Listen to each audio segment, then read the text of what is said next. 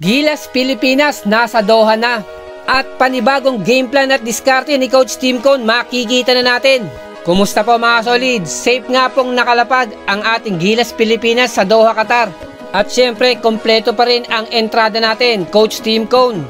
At yung kanyang mga assistant coaches, Sean Chambers, Jong Wichiko, Josh Reyes, Al Francis Chua, PBA Commissioner Willie Marshall, at yung mga players natin, Scottie Thompson, Jamie Malonzo, Kevin Kiambao, Mason Amos, Troy Rosario, AJ Edu, Junmar Pajardo, CJ Perez, Dwight Ramos at itong ating naturalized import Justin Brownlee.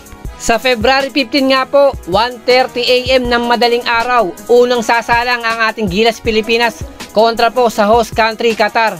Bago nga po ang laban, meron pa silang isang araw upang makapag-practice at makabisado ang home court ng kalaban. Ito lamang po ang aking napansin.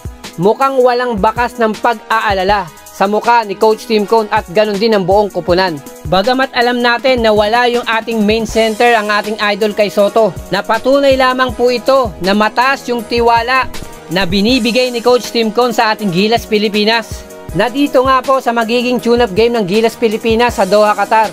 Excited po tayo kung ano ang game plan at ipapakita ng ating Gilas Pilipinas na walang kay Soto. Na hindi po ito problema kay Coach Tim Cone. Minsan na nga rin pong lumaban ang Gilas Pilipinas na walang kay Soto. At naipanalo naman ng Gilas Pilipinas ang ilang mga laban. Na dito natin makikita na naman yung husay ng isang Coach Tim Cone. Dahil panibagong rotation, may mga nagbabalik na mga Gilas Pilipinas players. At panigurado lahat lalabas yung potensyal. Na ito talaga ang target ni Coach Tim Cone. Na maging malalim ang kanyang koponan.